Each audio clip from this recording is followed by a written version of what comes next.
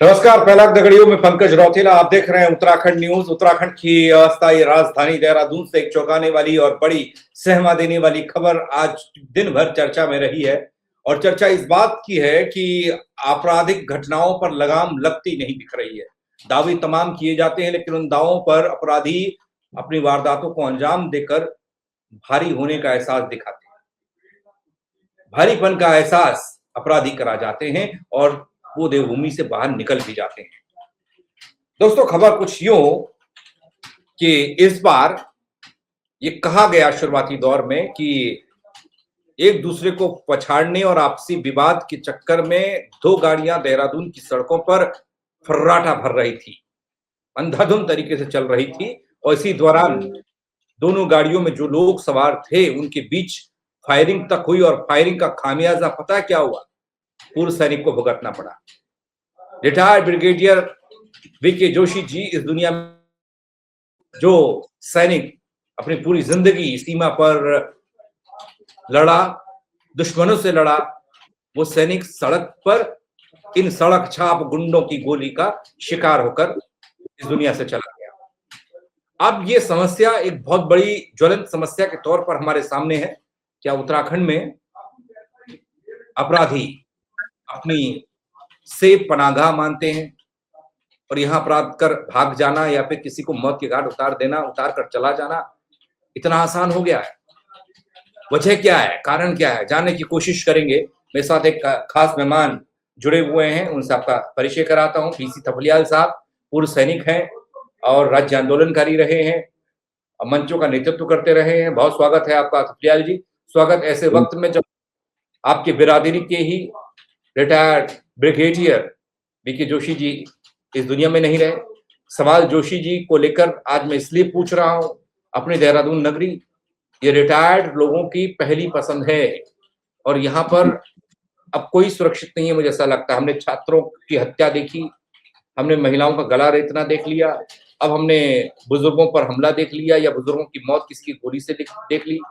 और वो पूर्व फौजी का इस तरीके से दुनिया से जाना, जिसने कभी सीमा पर गोली से जो डरा ना हो, वो एक सड़क छाप गुंडों की गोली से इस दुनिया से चला गया। क्या वजह मानते हैं आप, क्या है इसके पीछे के कारण? देखो, ये जो घटनाएं हैं ये निरंतर हमारे जीवन का एक हिस्सा बन गए हैं और हम हर दिन इस शहर में मौतों का मंजर देख रहे हैं।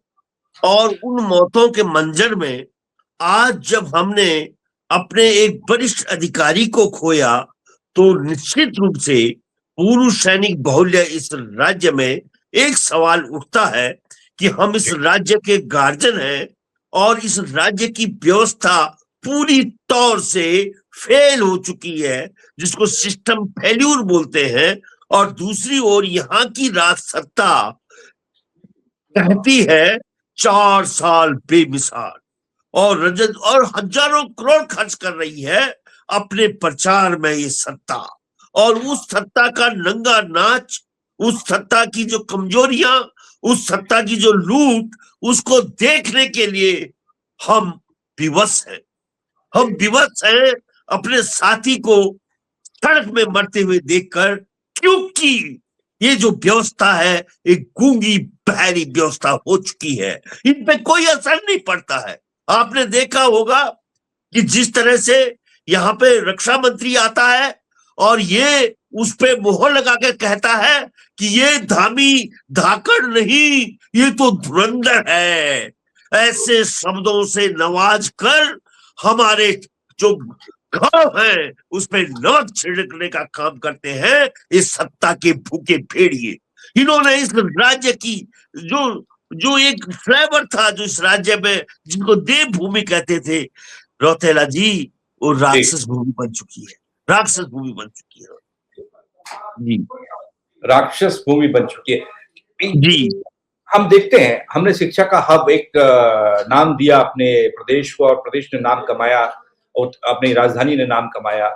आज मैं देख रहा हूं जिस ब्रिगेडियर को हमने खोया गोली की वजह से, वो पता है उसका राज क्या निकल कर आया है, उसका कारण आप तक पहुंचा। कोई जैन जी क्लब है देहरादून में, रात भर उन्होंने वहां पार्टी की, पार्टी की।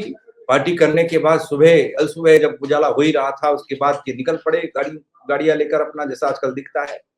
मैं आपके जरिए जानना और समझना चाहता हूँ, जो ये एक अलग तरह का कल्चर, मॉडर्न कल्चर हम अपना रहे हैं, क्या वो कल्चर ही अब हमारे लिए खाई बनता जा रहा है, हमारे लिए मुसीबत बनता जा रहा है?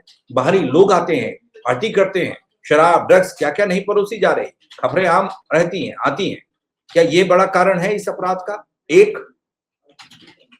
देखो, जो देहरादून है, ये पूरी तौर से थाईलैंड बन चुका है। ये मैंने अपनी आंखों से देखा है, अपने पूरे समाज को समझा है, और समझते हुए जब कभी भी आप शाम को देहरादून आओगे और देहरादून की चकाचौंध में अगर आप अपना पूरा जब देखेंगे तो आपको पूरा यहाँ पे पूरा थाईलैंड नजर आएगा। और उस थाईलैंड में जिस तरह से यहाँ पे ये क्लब पनप रहे हैं, जिस तरह से यहाँ डांस बार पनप रही हैं, यहाँ तो ये सरकार नहीं है हमारी। ये सरकार, मैं नहीं जानता कि ये सरकार एक लुटेरे बदमाशों की सरकार है, माफियों की सरकार है। और इस सरकार के जो ये क्लब है, ये जो पूरे माफिया यहाँ के संसाधन को लूट रहे हैं, उन्हीं के बच्चे मैंने देखा पश्चिमी उत्तर प्रदेश, पूर्वी उत्तर प्रदेश और तमाम झारखंड के जो नामी क्रिमिनल है, उनके बच्चे देहरादून में, क्योंकि उनकी कमाई अंधी कमाई है।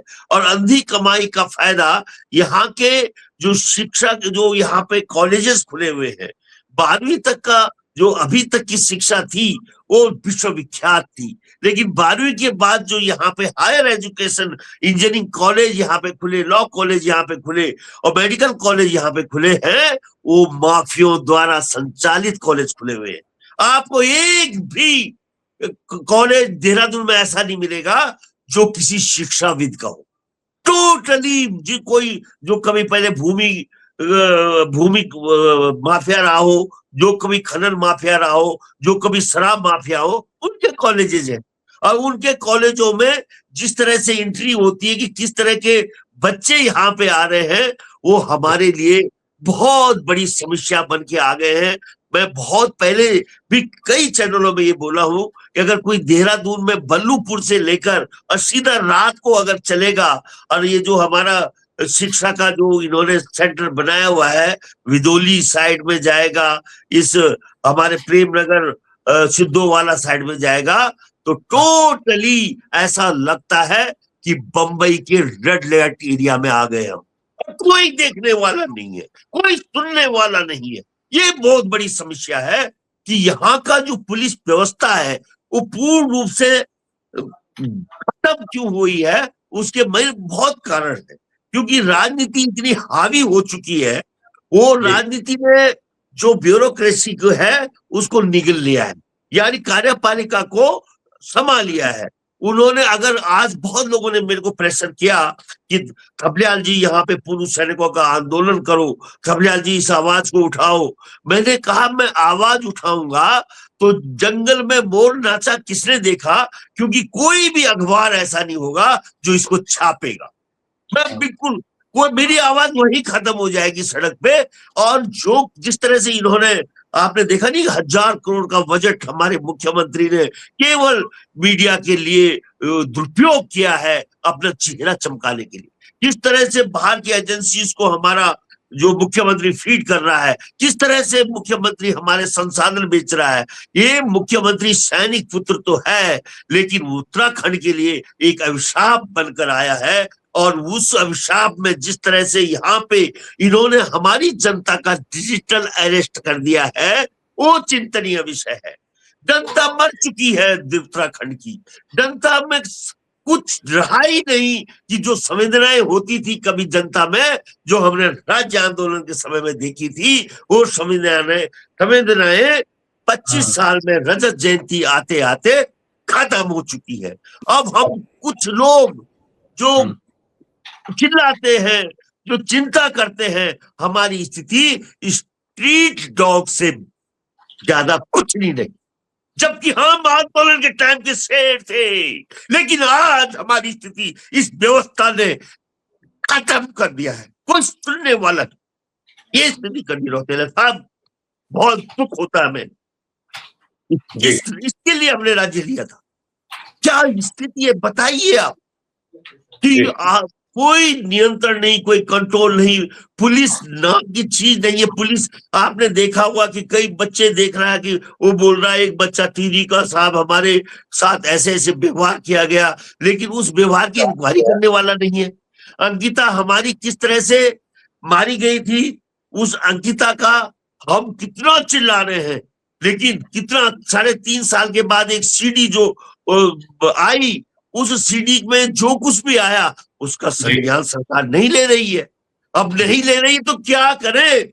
सीबीआई भी यहाँ की अब हाँ विश्वसनीय हो चुकी है, कहने के लिए सीबीआई इंक्वायरी हो रही है, लेकिन आज तक जिन जो लोग सीडी में नाम आए थे उनका तलब नहीं किया गया अभी तक। ठीक आप है। ही नहीं, देखिए। पुलिस को लेकर आप क्या करेंगे? हाल ही में हमने बहुत बड़ा घटनाक्रम देखा, जब जी आपराधिक घटनाएं बढ़ रही थी, सवाल आप जैसे लोग या हम जैसे लोग कर रहे थे, तो एक बड़ा फेरबदल, एसएसपी बदल दिए गए। एसएसपी बदले तो ऐसा लगा कि माहौल बदलेगा। अब लेकिन माहौल तो ऐसे ही दिख रहा है। कहने के लिए गश्ती बढ़ा दी रात में, कहने के लिए वेरिफिकेशन हो रहा है, कहने के लिए तमाम चीजें हो रही हैं, लेकिन उन सब के बावजूद भी स्थिति क्यों नहीं बदल रही है? कैसे देखते हैं? क्योंकि जो व्यवस्था होती है, एक सिस्टम होता है किसी भी। मैं इंग्लैंड में जब देखते हैं आप, वहां के हाँ प्रधानमंत्री अगर बेल्ट नहीं बांधता तो उसका चालान निश्चित है। मैंने मतलब वहां पे हमें पुलिस नहीं दिखाई देती, लेकिन सड़क पे अगर हमने एक छोटा सा भी अपराध कर दिया तो हमारा कॉर्नर एकदम से वहां का प्रशासन पकड़ लेता है, हम बच नहीं पाते वहां, हमने देखा है। लेकिन यहाँ पे ये जो हमारी राजनीति है, जो पूरी तौर से एक गैंग के रूप में परिवर्तित हो गई है, उसने कार्यपालिका को भी अपने गैंग में शामिल कर लिया है। पुलिस आज इन नेताओं को, इन गुंडों के लिए काम करते हुए दिख रही है और इनके लिए कमाई कर रही है, वसूली कर रही है, क्योंकि एक बहुत बड़ी अमाउंट दिल्ली को देना पड़ता है इनको, और तभी इनकी कुर्सी सलामत है। इस देवभूमि का आहार मैं देख रहा हूं कि हमारा जो एक फटकार है वो भी इनको नहीं लग रही है। ये बड़ा दुख हो रहा है हमें कि ऐसे राक्षस कंटिन्यू सत्ता में मौजूद रहते हुए हट ही नहीं रहे, जबकि उनके बस से बाहर है। वो किसी भी तरह से आज ये घटना हो गई, फिर होगी, ऐसी घटनाएं रिपीटेड हर बार हम देख रहे हैं कि अब नहीं होगा जी, अब नहीं होगा जी, लेकिन बदस्तूर घटनाएं रिपीट होती जा रही हैं। और जिस तरह की जो जनता की आवाज को सुनने वाला कोई नहीं है। सबसे बड़ा दुख हमें ये होता है कि हम फौजियों ने किस किस देश के लिए अपनी जानें कुर्बान की सीमाओं में, आज हमारा राज्य ऐसी स्थिति में आ गया है कि हम अपने राज्य में एक मूक दर्शक बनकर देखने के लिए विवश है। हम कुछ नहीं कर सकते, राजनीति केवल दिल्ली से कंट्रोल हो रही है। कौन मुख्यमंत्री बनेगा, कौन उतरेगा, कौन चढ़ेगा, कौन, ये सारी स्थितियों को भांपते हुए ऐसा लगता है मुझे कि उत्तराखंड की जनता को फिर से हमें झकझोरना पड़ेगा कि उठो, अगर आंख बंद करके जो डिजिटल अरेस्ट तुम्हारा हो रखा है उससे बाहर नहीं निकले तो एक दिन ये उत्तराखंड पूरी तौर से खत्म हो जाएगा। हमारी वैसे भी अस्तित्व खतरे में है, हमारी पूरी जल जमीन जमीन पे जो लूट मची हुई है भारी माफियों द्वारा। क्योंकि इस राज्य का दुर्भाग्य ये है कि पूरी तौर से आप ये देखो कि मुजफ्फरनगर एरिया, गाजियाबाद एरिया को आप जानते होंगे, ये एशिया में सबसे नामी क्रिमिनल एरिया है। ये सारे एरिया हमारे चारों तरफ है, चाहे हम पूर्वी उत्तराखंड की तरफ जहां जहां हम देखें कि हमारी किस तरह से बरेली, मुरादाबाद और पीलीभीत, ये सब जो हमसे लगे हुए हैं, इनका सबसे बड़ा जो एक लूटने का केंद्र बन गया है उत्तराखंड। और यहाँ की राजनीति इतनी बौनी हो चुकी है कि वे इन माफियों से भयभीत होने लग गए हैं। अगर किसी की हिम्मत नहीं है कि जी, यही कारण है कि कुमाऊं के हम नैनीताल, उधम सिंह नगर, रुद्रपुर, हल्द्वानी, काशीपुर तक का इलाका देखते हैं। वहां पर अभी हाल में ही देखा कि अवैध हथियारों की खेप बरामद हुई, जखीरा बरामद हुआ। नशे को लेकर लगातार कार्रवाई चल रही है, तो नशे ड्रग्स बरामद हो रहे हैं, महिलाएं गिरफ्तार हो रही हैं जो इस धंधे में लिप्त हैं। अगर हम इधर का हिस्सा देखते हैं, गढ़वाल वाला हिस्सा देखते हैं, तो ये अपना रुड़की, हरिद्वार और देहरादून का हिस्सा, जहां पर लगातार आपराधिक घटनाएं और हर रोज नई एक चुनौती पेश हो रही है। अब क्या होना चाहिए? आपको क्या लगता है? आप तो आर्मी पर्सन भी है, उनकी सोच थोड़ा सा अलग होती है इन देखो, नेताओं से या फिर मैं ऐसा। हमने पहले भी सुझाव दिए थे, अगर सुझाव लेने वाली संवेदनशील सरकारें हो तो जी ये सैनिक बहुल्य कितने पूर्व सैनिक हैं जो घरों में बैठे हुए हैं, और हम मिनिमम मिनिमम वेजेस में सर्विस देने के लिए तैयार रहते हैं। आज हम उपनल में हमने 10,000 15,000 में सर्विसें देकर इस राज्य की व्यवस्थाओं को बचाया है पूर्व सैनिकों ने। उनको बहुत बड़ी डिमांड नहीं होती। ये दीगर बात है कि उस उपनल में भी इन्होंने छेद कर दिए। लेकिन पूर्व सैनिक जो है, आज अगर इस ह्यूमन रिसोर्स की अगर ये लोग वो लेते सेवाएं, तो हम आज, क्योंकि ये अभी 2-4 दिन बाद ये दिल्ली हाईवे एक्सप्रेस वे खुल रहा है और ये चीजें मल्टीप्लाई होंगी, क्योंकि पूरा जो क्रिमिनल है वो यहाँ दौड़ेगा हर वीकेंड में, और क्रिमिनल का मतलब 2 घंटे के अंदर यहाँ से बाहर होगा, यूपी भी क्रॉस कर जाएगा क्रिमिनल। तो उन क्रिमिनल्स को पकड़ना बहुत कठिन होगा आने वाले समय में।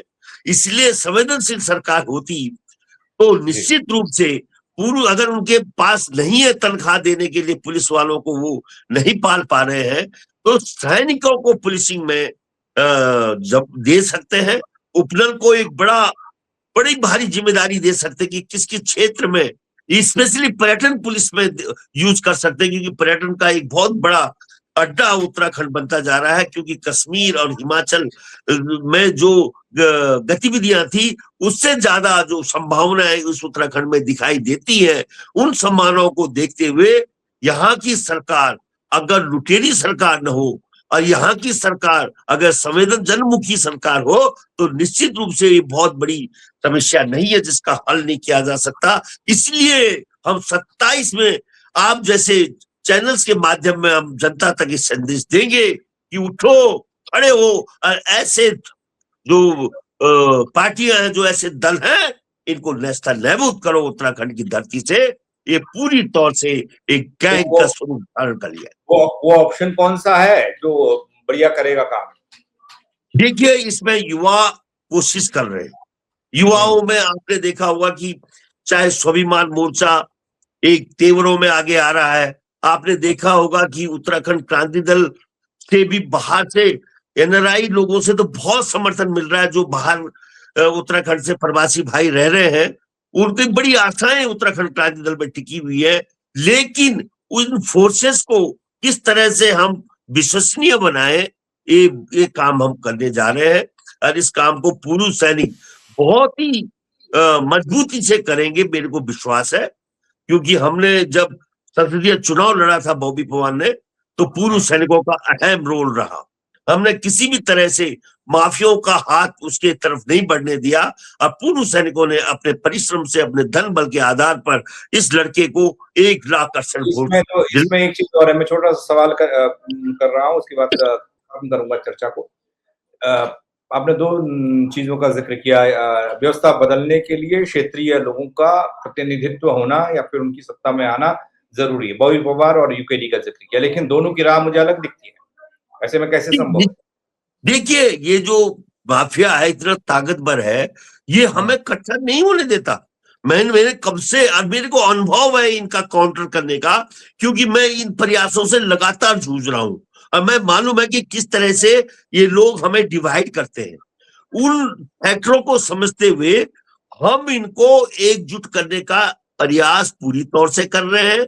हम इनको समझा के, और हमें निश्चित रूप से इसमें सफलता मिलेगी, क्योंकि पूर्व सैनिक इस प्रक्रिया में, मैं पूरा लामबंद कर रहा हूं, क्योंकि हमने बहुत बड़ी संख्या में पूर्व सैनिकों ने इस राज्य की लड़ाई लड़ी, और आपने देखा होगा कि इसमें हमने 13 जनरल तक इन्वॉल्व थे, सिपाही से जनरल तक सड़कों पे इस राज्य की लड़ाई में लड़े। और अब मैं वही रिपीट करूंगा कि उन सैनिकों का आह्वान करूंगा कि आओ मिलकर इन तमाम फोर्सेस को यूनाइट करके एक नया राजनीतिक विकल्प इनके आगे खड़ा करो, जिससे कि ऐसे ही फोर्सेस जो पूरी तौर से माफिया द्वारा संचालित है, उनको हम तोड़ जवाब दें। चलिए, बहुत शुक्रिया थपलियाल जी, मेरे सारे सवालों के जवाब देने के लिए। और पूर्व फौजी, पूर्व सैनिक सुरक्षित अपने आप को महसूस करेगा, उस तरह का माहौल देखेगा, तभी जाकर वो लड़ भी पाएगा, मुझे ऐसा लगता है। सैनिक होना, पूर्व सैनिक होने में थोड़ा तो फ़र्क होता होगा वरना। बहुत शुक्रिया, फिर बात होगी आपसे किसी और मुद्दे पर। Thank you. तो पूर्व सैनिक अपने आप को असुरक्षित महसूस कर रहे हैं, छात्र अपने आप को असुरक्षित महसूस कर रहे हैं, महिलाएं अपने आप को असुरक्षित महसूस कर रही हैं, व्यवसायी व्यवसाय को लेकर चिंतित है, अपराधी मौज काट रहे हैं। अपराधी मौज काट रहे हैं, जंजी जैसे क्लब चल रहे हैं, जहां रात भर न जाने कौन-कौन से नशे वाली पार्टियां होती हैं और सुबह वो बाहर निकलते हैं, तो गाड़ियां दौड़ाते हैं और गोलियां चलाते हैं। ये एक अलग तरह की तस्वीर अपनी देवभूमि की बन रही है।